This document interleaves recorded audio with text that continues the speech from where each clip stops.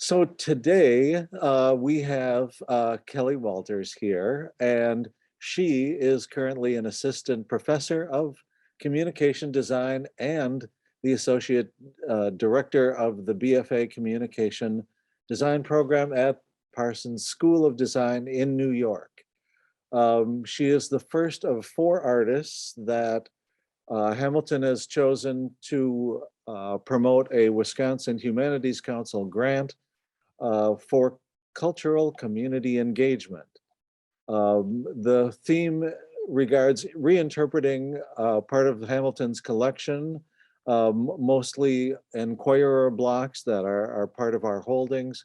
But using that collection, what Kelly has done is exploring the topic of sexism in advertising and promotional pieces. So she's going to be talking about her project and where it took her, and in some cases, what worked well and what we could still do. But Kelly, thank you so much for coming today, and I will let you get started. Thanks, Jim, for the introduction, and everyone who's joining. I see Ben in the room, so shout out to Ben. Thanks for being here. Let me share my screen. I think this will work where.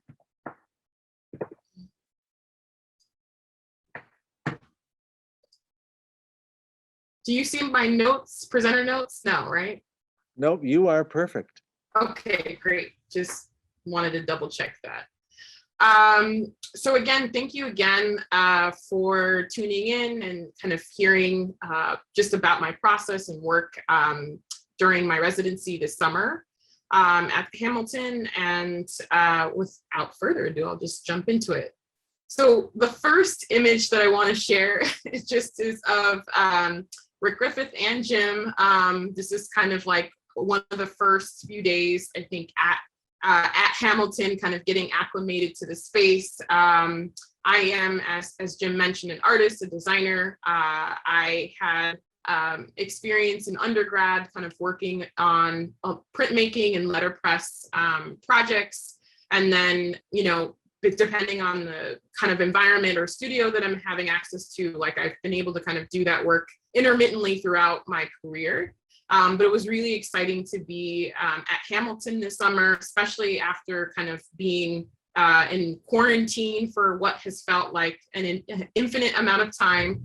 And so this is actually the first place that I traveled to after I was able to kind of get out from my house. And I think with my time at Hamilton and looking in the Enquirer Collection, I was really sort of, I would start from the beginning when I was sort of when Jim first reached out about the residency. I had a lot of questions. I had a lot of questions about what was in the collection, based on a lot of the work that I do, looking at like images of Blackness and Black representation. I was really, curious to know like what I might find in the collection. And so there was some back and forth initially, but I knew that whatever I found, I would be able to make something that would be of consequence and significance. So anyway, I'm just sharing these kind of like early images of kind of like getting to the space, acclimating to how big the museum actually was, and then really starting to dig deeply into the archive.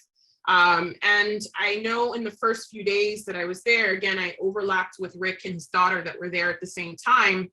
I was really, trying to wrap my head around how many wood blocks there were, trying to wrap my head around how they were kind of categorized and organized.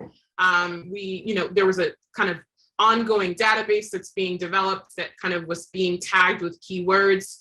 So I know in the very first few days that I was kind of walking through these aisles, just trying to make sense of what I was finding. And then I started picking things up, and really just trying to place them down and put them in relation to other small wood blocks. And sometimes they're for me, again, the focus was around sort of thinking about sexism and thinking about really looking at how women had been represented across the collection itself.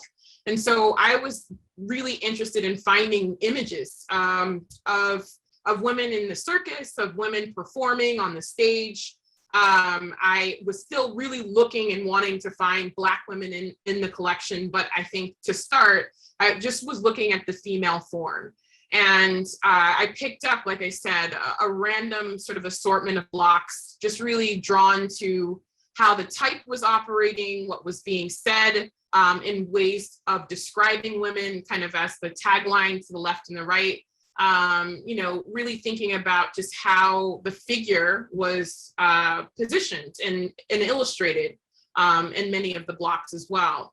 And one of the ones that was the first that I wanted to work with was a block that was actually probably about 3 or 4 feet tall.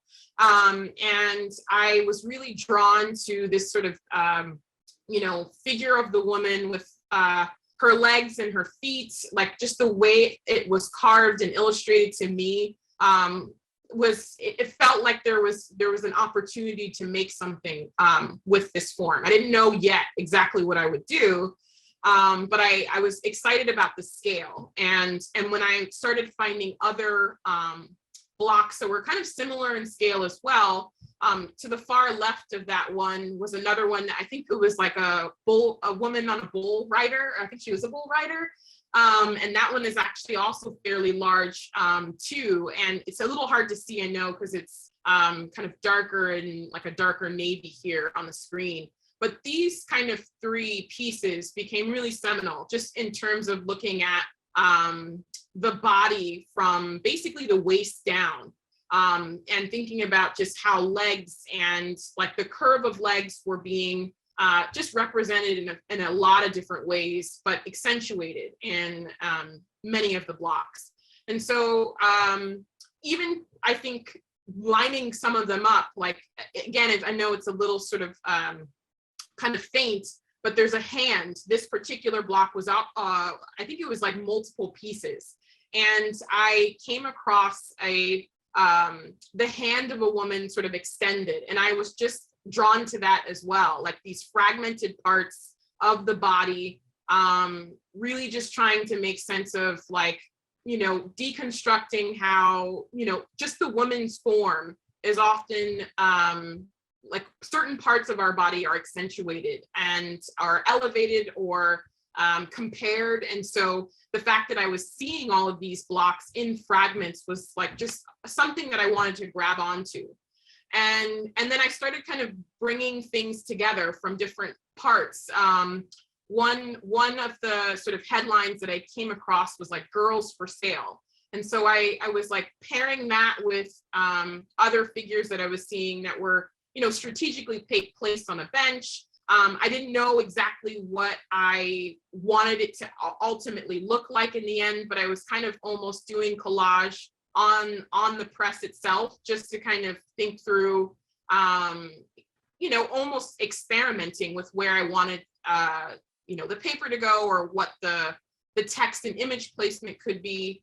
And so these are just, like I said, some of the ones that I was pulling, where it would either reference women, or in this case on the far right, it's daughters of today. And again, mostly women in bikinis or sort of like provocative wear, kind of draped over a surface of some kind. And so then I, again, started to kind of pull them together. I, like I said, there's sort of disparate parts, thinking about advertising, wanting to use words like free, thinking about dancing, thinking about the gestures that women were doing in a lot of the illustrations and the forms. And then I think one thing that I was also just trying to navigate too, I think there was a secondary collection. I think it was the Globe. Is that right, Jim? I think it was the Globe collection that had right. Right? So then there was another collection that was also there that had just larger bits of text that I felt had the the advertising voice that I wanted to compare to the female forms. And so then I started kind of looking at these where it was like spectacular 2-in-1 or greatest 2-in-1, and really feeling this idea of like, wanting to emphasize the way women had been sort of like touted as like purchasable objects, or seen as objects. And so I pulled these out as well. And again, the last couple of slides just to show the kind of images of the blocks that I was looking at were kind of the starting point. And I looked at a few others that had like price points too, so that I could extract those as well, with like 75 cents or $1. Those came into play a little bit later. And so from there, I had to think about like, okay, I'm finding these images of women, I'm thinking through kind of objectivity, and I'm also wanting to think about the fragments of body parts. And so one of the pieces that I ended up designing and kind of framing out was actually labeling and using all of those words like legs, eyes, feet, breasts, lips, and wanting that to kind of sit in contrast to the images that I was finding. And so as I moved from kind of looking through the archives to starting to print things, I was experimenting. This is one of the earlier prints without any images in it, but just kind of purely working with text. The series that I have now kind of called it was like Production of Desire. And I don't know exactly how I came across that. I think I was doing some reading about just advertisements of this era, and this idea of production and specifically desire was really sticking out to me. And so through that, I did both a combination of printing in large format and then also doing collages with those prints. So this particular one on the screen, like the and are actually 3 separate panels that were then sort of collaged together with the larger oversized print that sits on top of the women, the spicy high class review. And so much of what I'll show now is really just my experiments of like testing with color, testing with paper and material, wanting to kind of play with overlap and obscurity at the same time, and getting back into touch with this medium, which had been a while since I'd been been able to kind of work on a press. And so through it was challenging. I think I was challenged by the fact that, like I said, the entire period I couldn't find myself. I couldn't find Black women in the mix, but I was still nevertheless like deconstructing the body and wanting to sort of think through like the larger themes that transcends and affects really a lot of women. And so there's this kind of duality in the making where I was, cutting down from these larger size prints.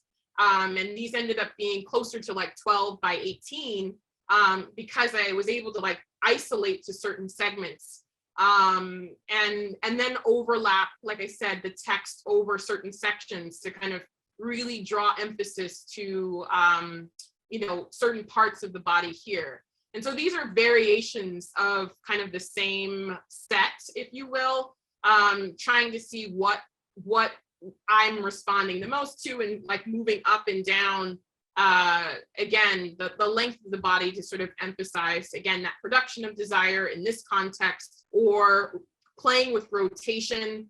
And so this one sort of, even though it's vertical, the text is vertical, the body is like cropped and then rotated in a way where it becomes a little less legible and knowing that you're looking at legs. And so I liked this kind of like play of like pushing, rotation, pushing abstraction, and like moving it away from what it originally had been seen as, and just allowing for the viewer to do a bit more kind of digging through the work. And so, a lot of them, like I said, I feel they are very much kind of experiments, experiments in, you know, making, but also in terms of like the language of the time. And so in this space, right, I started mapping these things out. I started printing out and then laying them out in the classroom space, and was just trying to kind of respond to this making holistically. And I was really drawn to, again, fragments from different parts coming together. So I started doing this process of cutting out all of the different pieces into strips, if you will, or segments of text. And so this image on the screen here was my like first attempt at like pulling out this sort of advertising language, like girls for sale or living show or coming your way, and really thinking about like the fact that I liked the variance of color, the variance in the type of paper, and like just having it be a little bit more eclectic than a solid color print.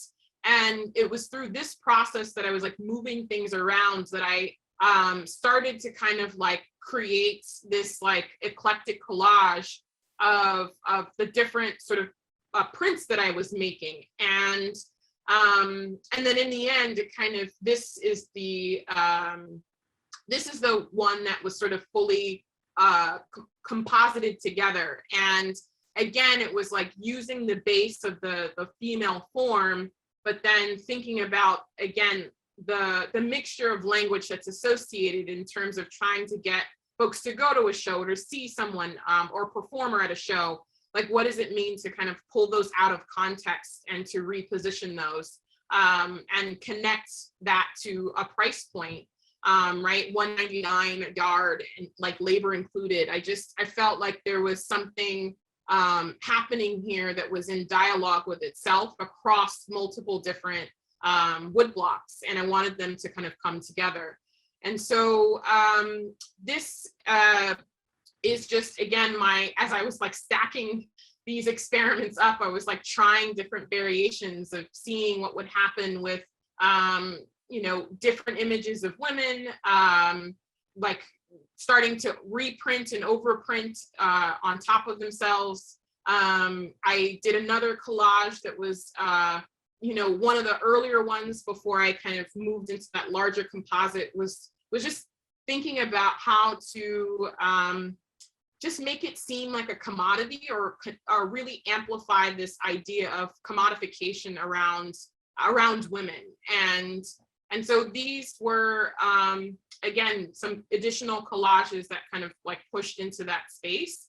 And then meanwhile, there were some that were solid color prints that I was just, I just wanted to see what it looked like. You know, there were some on the shelf in the archive that were fascinating, just in terms of like when the show was, the timing of the show, how much it cost. And so some of these were just my interest in seeing them printed as forms. And so I was, again, going back and forth between this process of like collaging, doing really deep thinking about the female body, about performance and entertainment, and it's still kind of at odds with like thinking about this, you know, balance between desire and envy and what was being amplified in the ways that women were draped over objects or positioned to be for sale, or a performance was being promoted. I was just kind of seeing this as the language of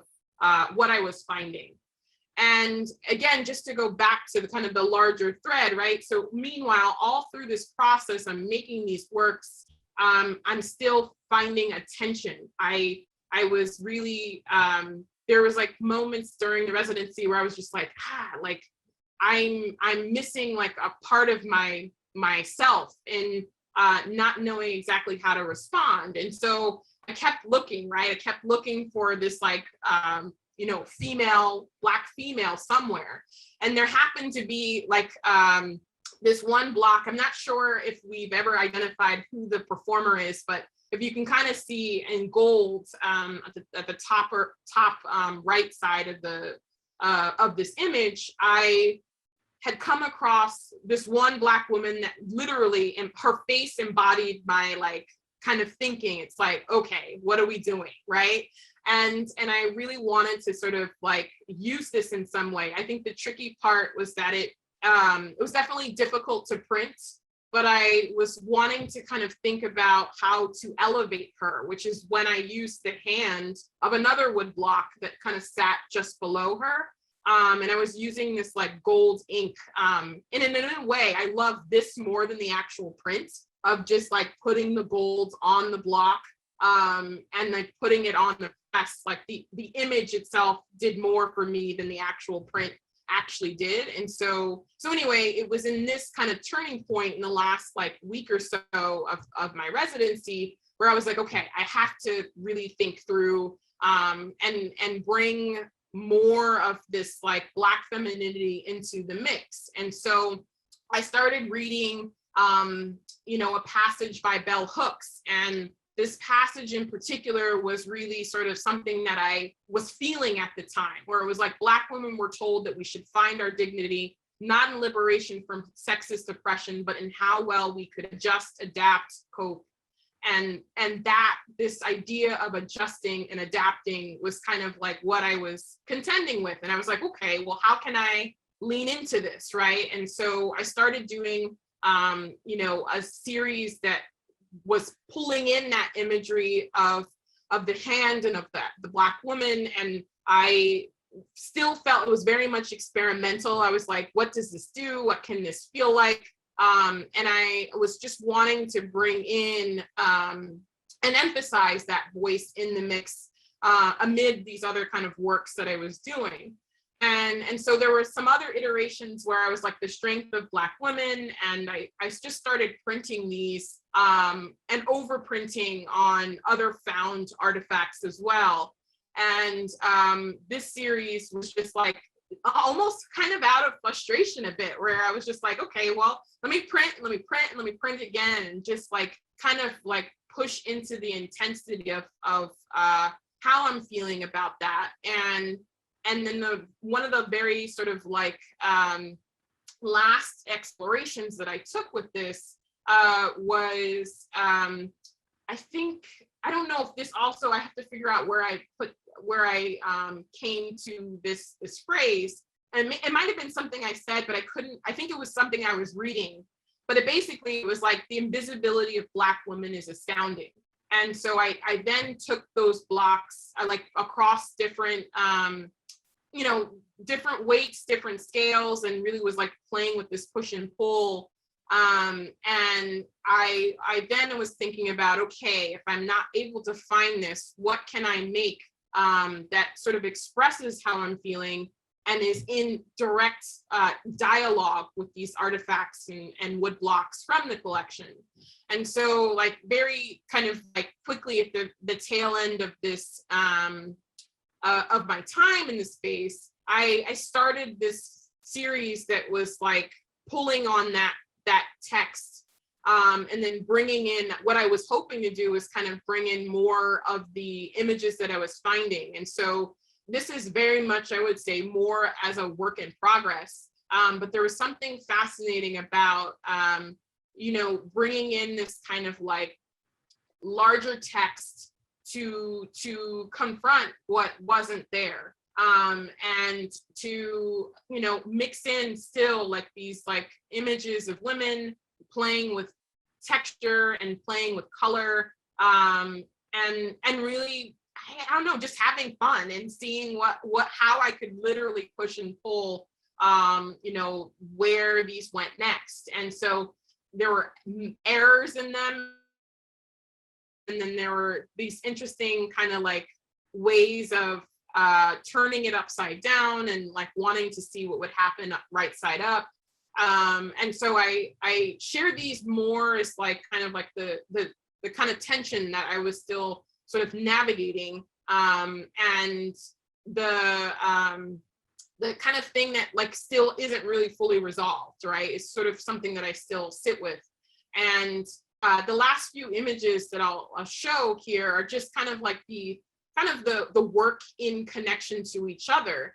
that to me, like all of the work, even as separate parts, became the full body in its set, if that makes sense. They all needed to be sort of like placed near each other or overlapping near each other for it to be read as like a singular body of experiments.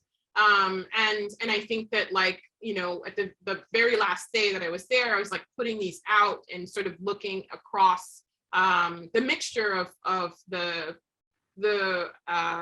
imagery that I was looking at, and like the reading that I was doing simultaneously to sort of like give me guidance in a way. I was just really drawn to kind of like how different across the type of material of the paper, how the color treatment also was just kind of adding to this like push and pull within the work.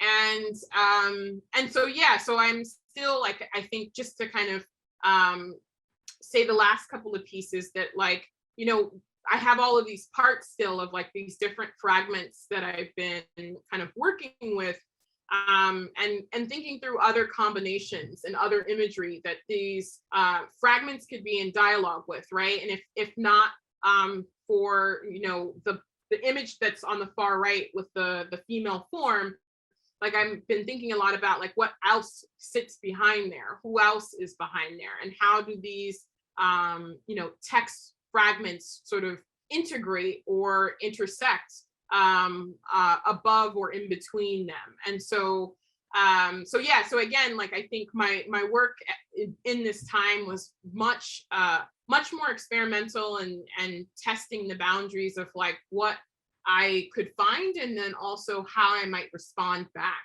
And so I think with that, I'll just kind of pause there and just say thank you again for just letting me share this work in this community. And like, I'm excited to hear any questions in this space as well. So I'm gonna like stop sharing my screen. I don't know if that works. Wow, that was pretty great. I was telling Kelly that as I photographed a lot of these images, it brought the strength of the project back to me again. We do have one question from Ben regarding the question if the collages are finished pieces or experiments. I'll let you handle that one. Yeah, I mean, I feel like, you know, the closest to being resolved was like the largest collage that had the female form and all the different fragments. That felt the most resolved during my time there, but I felt like the others were, I was like still like kind of trying to find the core, if that makes sense. And so the very end, like I call them experiments because I didn't feel they were complete yet, but that might also be me overthinking and wanting to like continuing to push, you know, as artists we do that. But I think that I think saying experiments gave me a bit more freedom for them to be a bit rough in a lot of different ways, both in terms of color, in terms of paper, and I think, you know, on one hand, I would say like the biggest collage felt most resolved. I think the bell hooks print felt also like really importantly like definitive when I did it, and that felt also kind of like a resolved work as well. I think that as you were showing the stuff, and even as I was thinking about the idea of what paper or ink, etc., I kind of gave you a lot of problems to solve. And you know, you can begin with the topic itself. Obviously, nobody can handle the whole idea of sexism in a short order, but I think the other thing is, I think about number one of the first questions you had asked me is in terms of the collection, um, how many Black women are actually in this collection of blocks? And the answer is very few. So that in itself begins to tell you something. But I think the other problem that I gave you is, though you have certainly done printing before, how can you know what colors will respond to the blocks that are here? How do you take something that's 52 by 40 and take a piece and collage it with type that is in another place? And so I liked your thought earlier about this gives me a whole lot of other ideas. And I think well, I'd like to hear what those are to begin with, but I think you almost needed all of your time just to see what's possible further down the road. Yeah, I mean, I think part of their, like, I think when I first got there, I think part of it was like wrapping my head around like what imagery am I seeing in this collection, and I think that like there were some image samples that you had shared via email, but I couldn't really like envision in my mind what exactly that was prior to coming, right? So there was like a bit of like planning as I got there versus like pre-planning that might have happened beforehand. And I think like I could now pre-plan. If I come back, I'm like, oh, I know this place has like all of this kind of material. I can operate in a very different way with perhaps additional images that I would bring to the mix, that would be in conversation with what's there. But I think that but yeah, I think like it was challenging, but I think it was a good challenge in a way because I felt like it forced my hand to get to where I needed to be definitively sort of addressing what was like kind of simmering that in that space, but didn't know exactly how to like respond to it. And I just felt like, when I was looking back at my own like reference texts of things that felt like, again, just using the reference from Bell Hooks, like it felt to me like I needed to get back to like what I know to be true as a Black woman, right? And so I think that the disconnect that was happening was like we're talking about sexism, but these images are mostly of white women in this one particular context. And so for me, like sexism is an intersectional thing. As a Black woman, I want to hit this and that. And so I was like trying to move them apart until the very end when I was like, nah, they need to be like right on top of each other, kind of like in conversation with each other. And I think that's the part that I still have more to do, right? Is really where I got to the end of like the invisibility of Black women is astounding. That to me is more work. Like I haven't pushed into it yet, but that's the work that I'm excited to do. That I feel like is next because it was there the whole time, if that makes sense. Well, yeah, I think the thing is your intuition is really sharp. Um, it, it's merely the physical limitations of the press that slowed you down. You heard a voice that directed you. It's just sometimes it is difficult to manipulate the pieces to convey that message. There are a combination of questions and comments here, so I'll begin reading and let you reply. Kate Marnell said, are there places where more elements of Black representation can be found within this community? She says, incredible work, but also sounds like the experience could have been disheartening. Thanks for adding more of a perspective that needs to be there and shown. Yeah, I mean, I think to speak to the disheartening part, I think it wasn't like I wasn't surprised, right? So it was like this thing where I was like not surprised that we weren't there. It was more like finding that inspiration, that kernel, like what is the kernel that's going to get me going? I was like looking for the kernel, even if it was there. I still, right? She was still there. Like that one Black woman block was still amid like this space. And I felt like she was just so, and I'm calling her she, I don't know who she is, but she was just emblematic of the fact that like still there is a presence, while very small, she's here. And I wanted to work with her in a way that was like, just I was connected to. And I think it was that kind of bittersweetness, right? Of like, to speak to the disheartening, it was more bittersweet. It was like she's here, but then she's not here. And I think that it just drove me to figure it out more, I think. And to push a little bit harder, I think, to figure out a resolve. But yeah.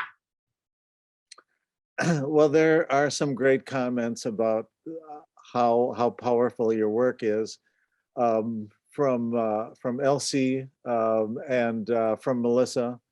The question that comes from Jerusha is, since these are experiments, do you see yourself coming back and working back into the pieces to transform them? Of course, I already told this to Jim. I told this to Jim.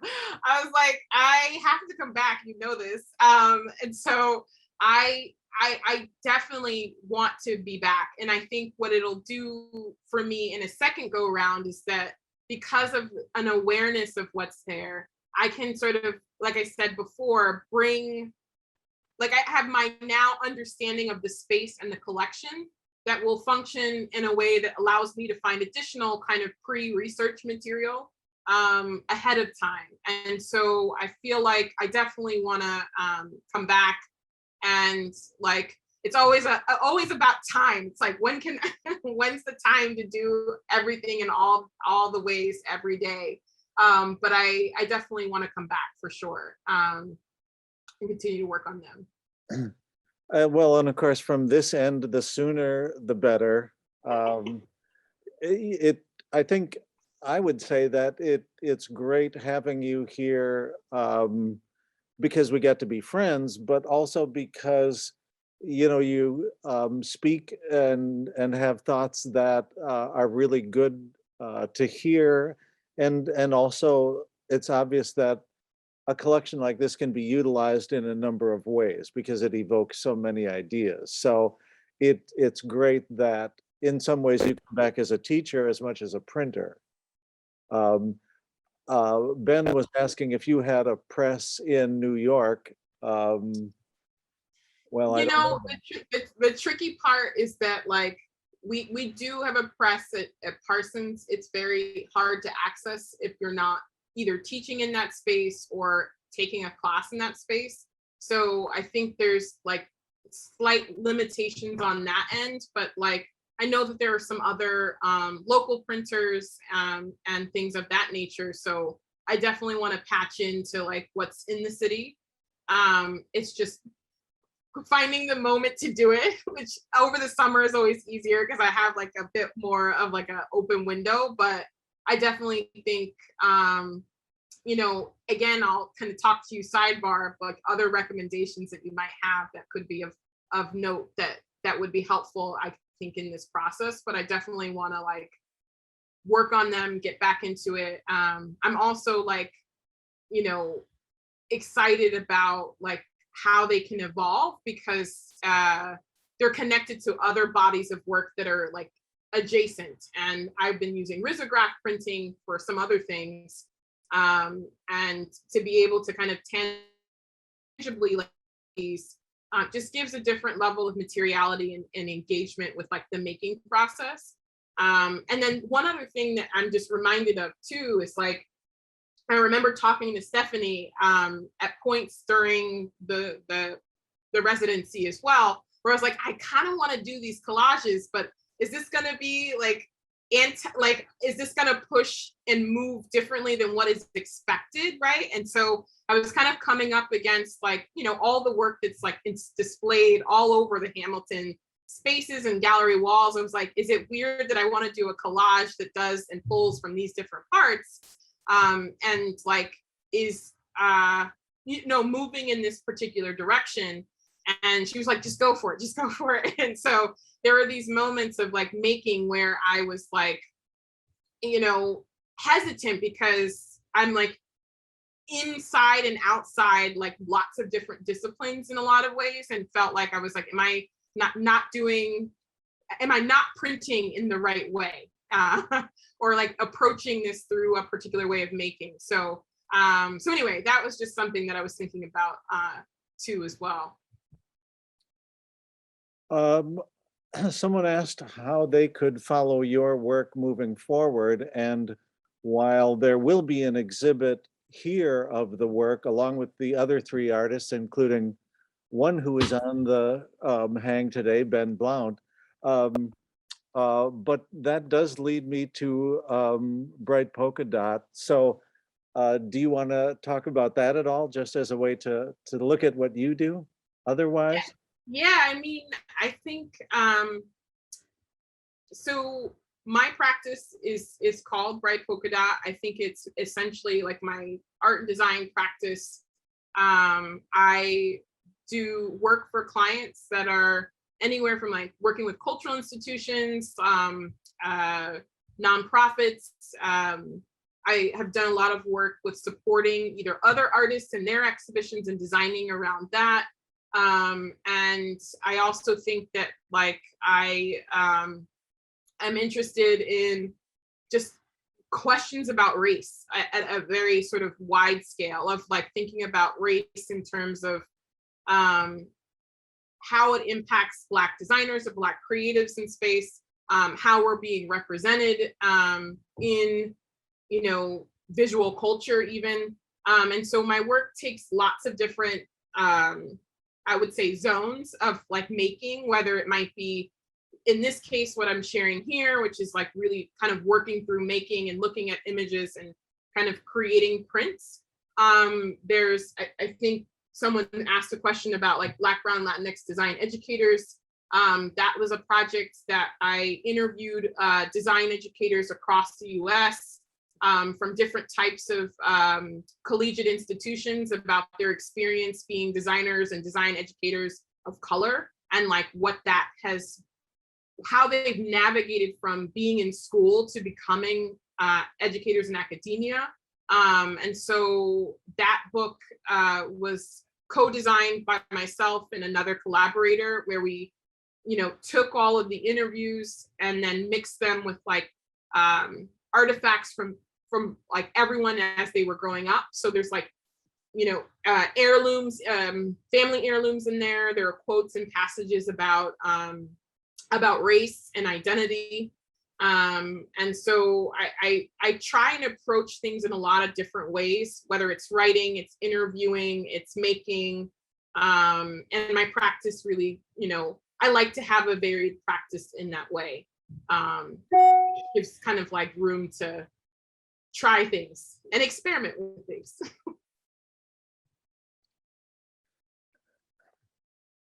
There was kind of a long comment and question regarding the fact that we get to see how the residency flowed along, and working your way toward those final pieces.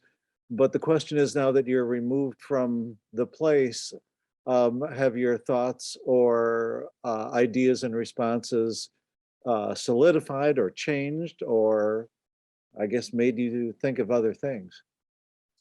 I mean, I think there has been, I think what always happens with this is that there's distance, right? Of like, you're not in that space, and there's a different level, or there's less pressure, I would say, on having to solve it in the moment. I think that not, in some ways, not being there has allowed me to not feel like, oh, I have to solve it in like 2 days, right? Or solve the answer or come to a resolve in like a very fast turnaround. And so I think what it has done is allow me to like really think a little bit more slowly and finding the things or the references that I need to draw upon. But at the same time, you know, I think being in this space, you could be around like the letters and the imagery that like can continue to kind of have you think about like what you could be highlighting or amplifying. And so, yeah, so I think it does have an impact.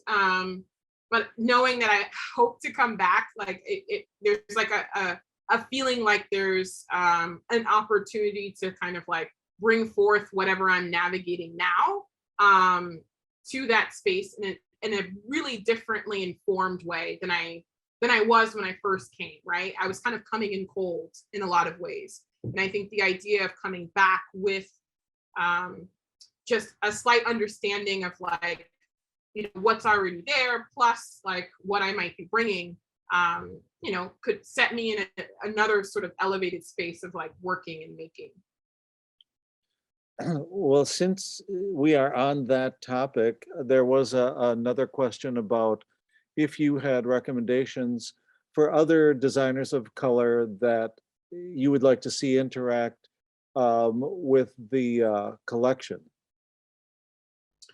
Oh, other designer off the top of my head. Oh, yes.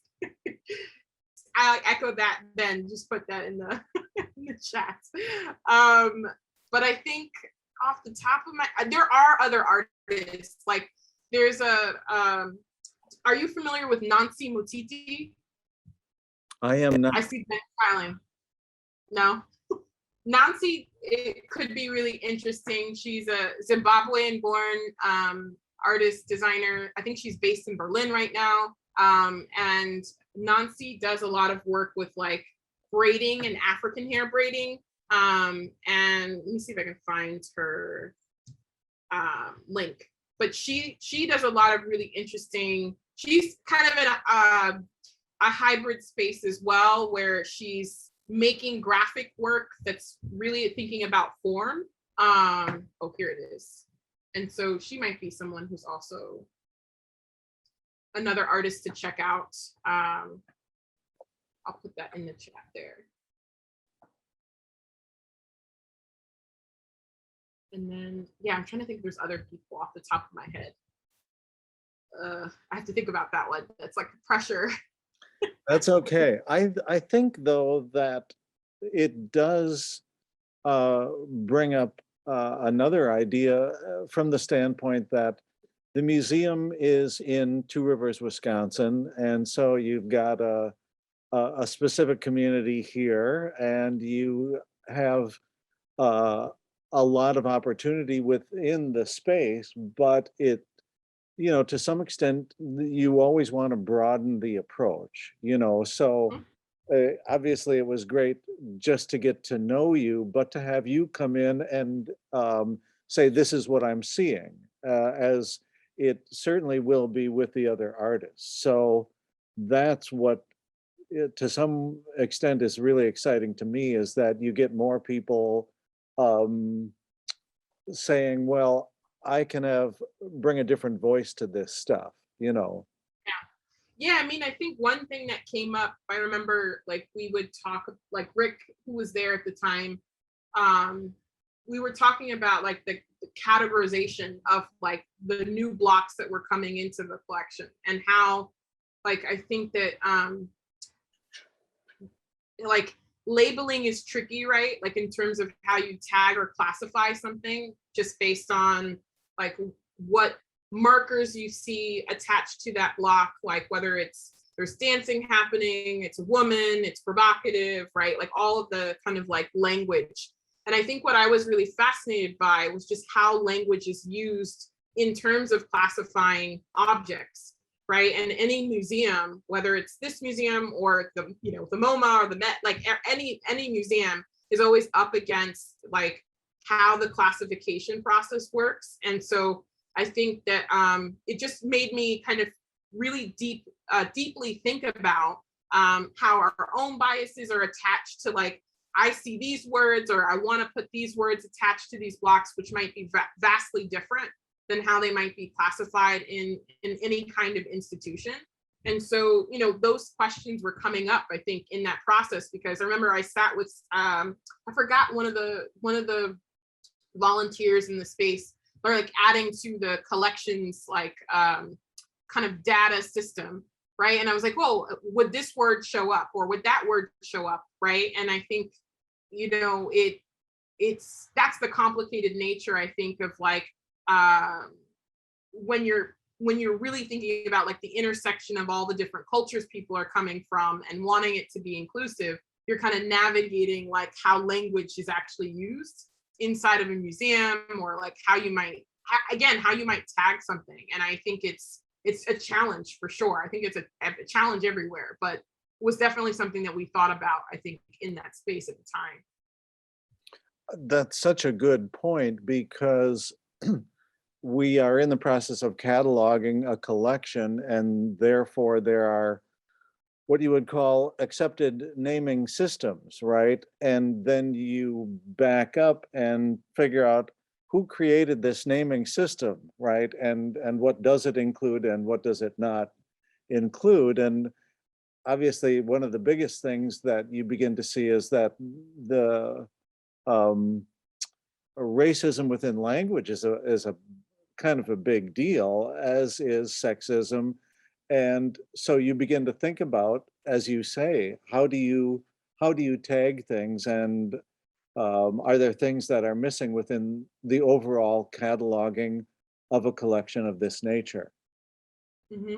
I mean, the other thing too, like there's other research that I'm doing that's like, I have been looking at like film posters, that some of which like overlapped with things in this collection, like specifically like Oscar Michaud Black film posters that like embedded race inside of the design. So it would say an all colored cast, or Negroes, or you know what I mean? It like imprinted race in that way. And I think I didn't come across anything in like the vast collection, what I could, get to in that time. But like, I didn't come across any of those, but I feel like they exist, and I'm not sure where they are, if there are any, existing left. They might be in other collections and things of that nature.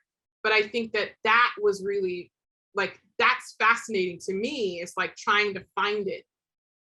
Is trying to find how and where people are referred to as X or as Y.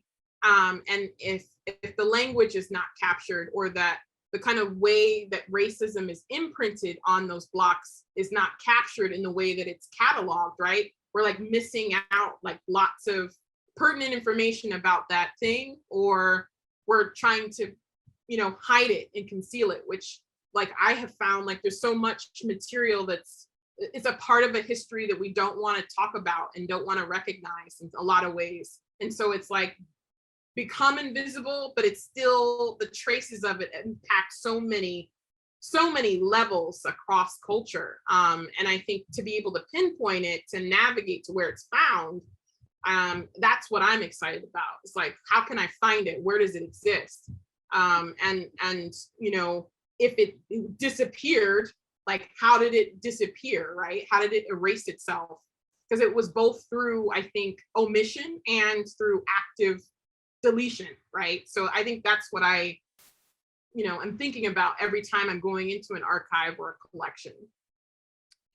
I think that's such a great point, and I know that we probably have rather small movie-based blocks, and there's taglines that say open to all audiences, and that's kind of an interesting phrase. I don't really know who is all, right?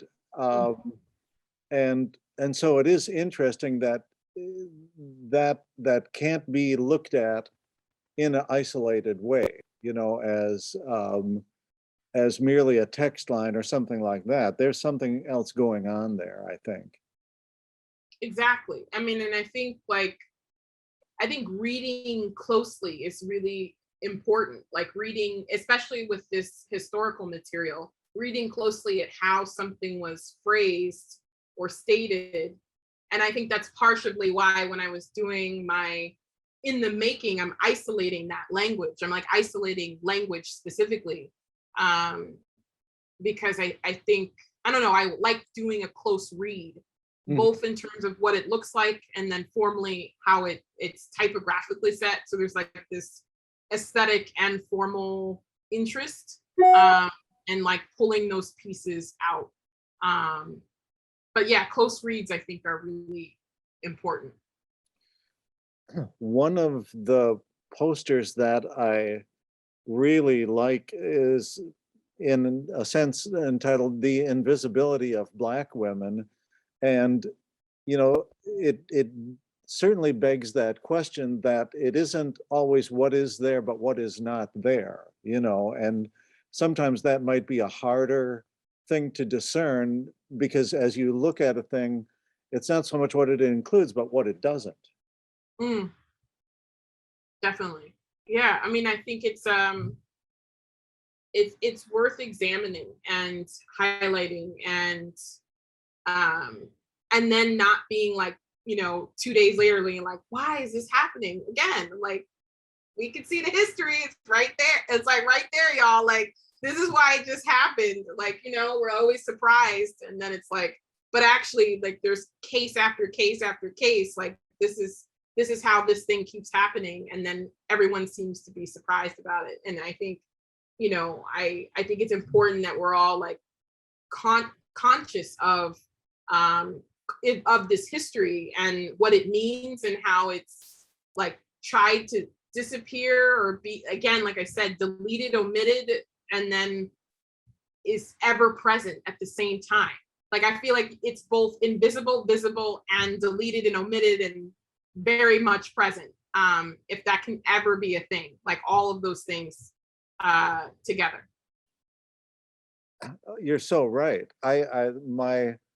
The thing that bothers me the most is that it was often a very calculated choice, you Hmm. know, and still is.